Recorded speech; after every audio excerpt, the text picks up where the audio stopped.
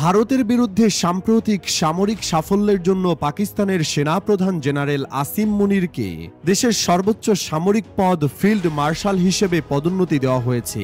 এই সিদ্ধান্ত ঘোষণার পর থেকেই দেশ বিদেশের সংবাদ মাধ্যমে তিনি আলোচনার কেন্দ্রবিন্দুতে চলে এসেছেন। বিশেষ করে ভারতীয় সংবাদ মাধ্যমগুলো তার ব্যক্তিজীবনের অজানা অধ্যায়গুলো নতুন করে তুলে ধরেছে। আসিম মুনির পাকিস্তান সেনাবাহিনীর ইতিহাসে একমাত্র ব্যক্তি যিনি মাদ্রাসা থেকে শিক্ষাজীবন শুরু করে সেনাবাহিনীর সর্বোচ্চ পদে পৌঁছেছেন।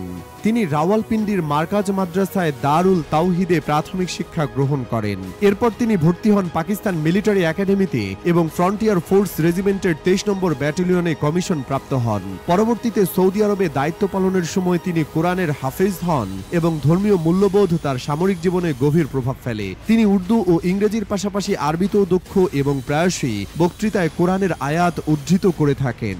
আসিম মুনিরের পারিবারিক পটভূমিও বেশ সাধারণ। তার বাবা ছিলেন একটি স্কুলের প্রধান শিক্ষক এবং একজন মসজিদের ইমাম। 1947 সালে তারা ভারতের পাঞ্জাবের জালান্দার থেকে পাকিস্তানে চলে আসেন। অন্যান্য সেনাপ্রধানদের মতো উচ্চবিত্ত ও প্রভাবশালী পরিবার থেকে না এলেও মুনির নিজের যোগ্যতায় একেবারে শীর্ষে উঠে এসেছেন। তবে তার কেরিয়ারে বিতর্ক রয়েছে। 2016 থেকে 2018 সাল পর্যন্ত তিনি সামরিক গোয়েন্দা সংস্থার প্রধান হিসেবে দায়িত্ব পালন করেন। 2018 সালে তিনি ISI প্রধান নিযুক্ত হলেও তৎকালীন প্রধানমন্ত্রী ইমরান খানের সঙ্গে দ্বন্দ্বের কারণে মাত্র 8 মাসেই পদচ্যুত হন।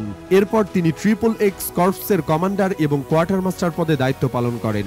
2022 সালে ইমরান খানের পতনের পর শেহবাজ শরীফ সরকার তাকে সেনাপ্রধান হিসেবে নিয়োগ দেয়। 2024 সালের সাধারণ নির্বাচনে ইমরান খানের দলকে দলীয় প্রতীকে নির্বাচন করতে না দেওয়া, দলটির নেতাকর্মীদের গ্রেপ্তার ও দমন পীড়নের অভিযোগে দেশ বিদেশে সেনাবাহিনী ও আসিম মুনিরের ভাবমূর্তি চ্যালেঞ্জের মুখে পড়ে। ইমরান খান বর্তমানে কারাবন্দী এবং তার দলের অনেক নেতাই গোপনে অবস্থান করছেন।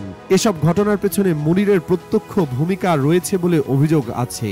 তবে ভারতের সঙ্গে সাম্প্রতিক সংঘাতে দৃশ্যত পাকিস্তানের পক্ষ হয়ে কৌশলী ও শক্তিশালী নেতৃত্ব প্রদানের মাধ্যমে মুনির ও সেনাবাহিনী আবারও জনগণের কাছে জনপ্রিয়তা ফিরে পেয়েছে। এই সাফল্যই তাকে ফিল্ড মার্শাল পদে উন্নীত করার পিছনে বড় ভূমিকা রেখেছে বলে রাজনৈতিক বিশ্লেষকরা মনে করছেন।